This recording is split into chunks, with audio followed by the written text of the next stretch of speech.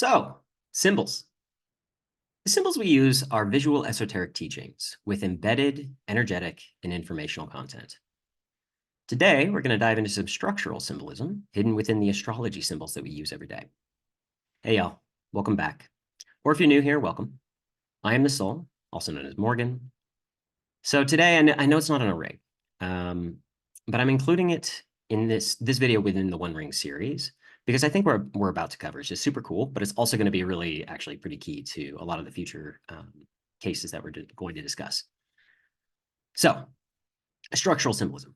I say structural because embedded within the symbols that we do know from the for the astrology for the planets, we can also identify smaller symbols that have their own respective meanings, and they behave a bit like Russian nesting dolls. So before we get too deep, I do want to shout out Micah Dank. He's got a great YouTube channel, and that's where I first ran across a lot of this info. His channel is linked in the description below. So back to the bits. The smallest bits are mind, body, and soul. With these three, virtually all of the others can be made, and this is true in more than just an artistic sense. As we'll discuss, there's a link between the identity of each of these whole symbols and their elemental meaning taken as a composite. So, starting with Saturn, for historical reasons, we can see that the glyph is comprised of mind and body energies, with the embodiment being what's emphasized or elevated. Now, I'm not sure this works exactly like an equation, and I'm not necessarily advocating that, but there is some conceptual resemblance to that, if nothing else.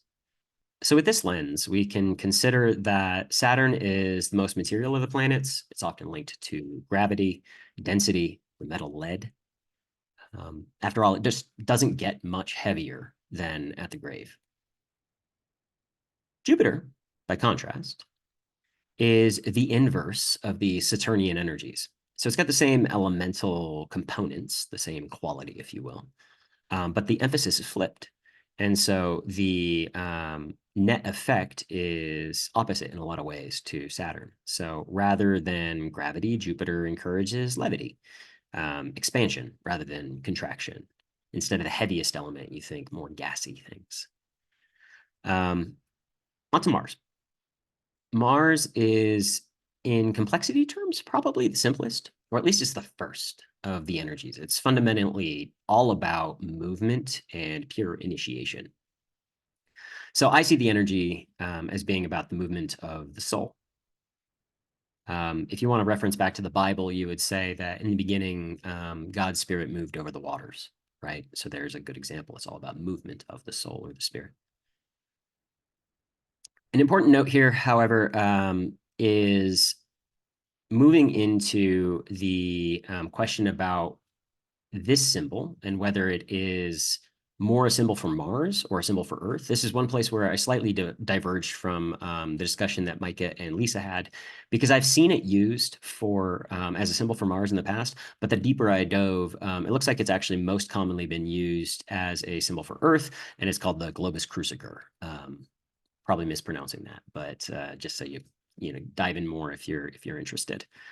So all that being said, for what it's worth, I really appreciate the regular symbol for the Earth because it has great descriptive power.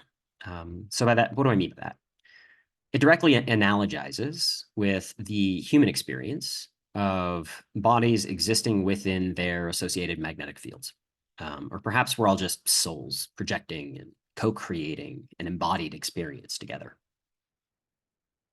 And on that note, if you're enjoying this, please do like and subscribe, and I'll be sure to get you more videos like this one. So on to Venus. Venus is the literal definition of beauty. Of course, it's comprised of the body and the soul. And the soul is the element that would be elevated because it's what gives it that transcendental quality, transcendence, right?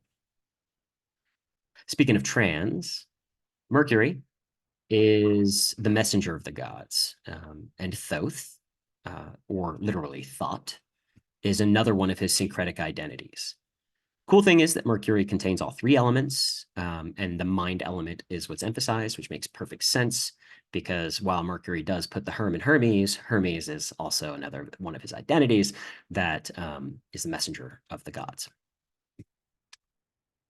Regardless, part of the essence of Mercury is the androgyne nature that is the rejoinder to gender.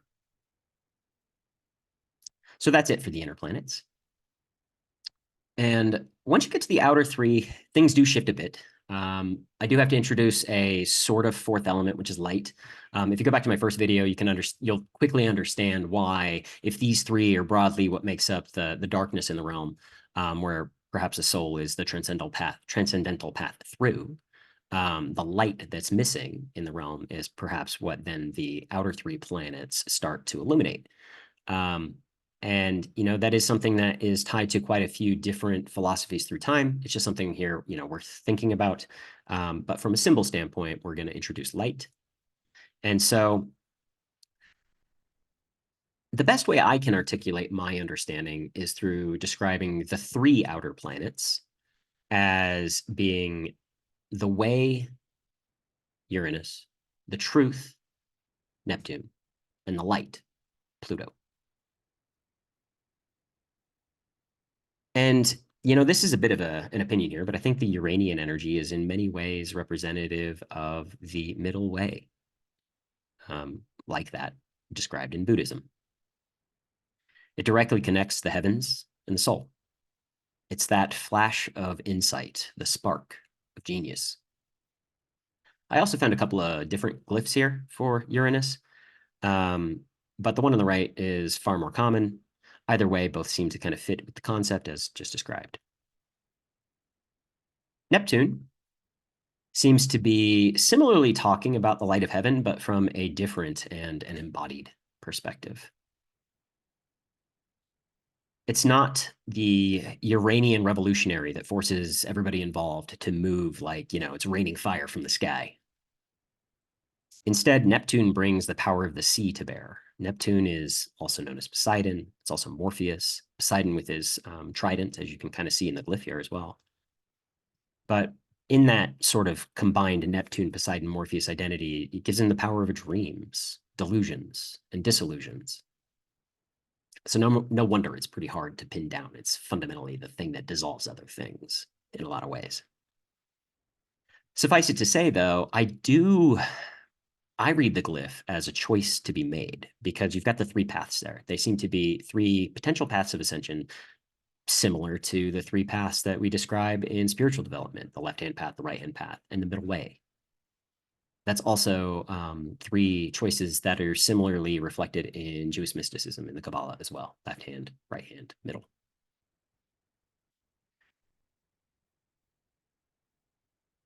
So finally, we come to Pluto with his Promethean vibes, master of the underworld, sex, death, and rebirth.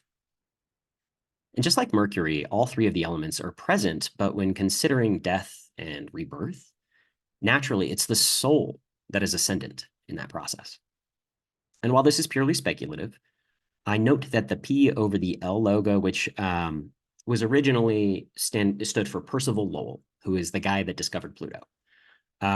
But it's also visually a D over an L. So it kind of has some reminiscence to darkness over light in my mind, at least in the context of the rest of the story, because, I mean, King of the Underworld, darkness over light, it's kind of, yeah, apropos.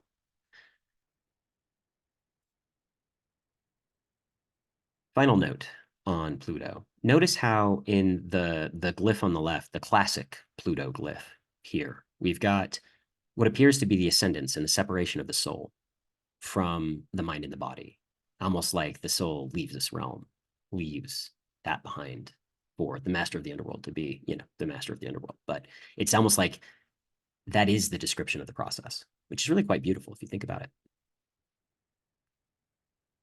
So remember, the symbols that we use are visual esoteric teachings with embedded energetic and informational content. And now you know a little bit more about the ones we use for astrology.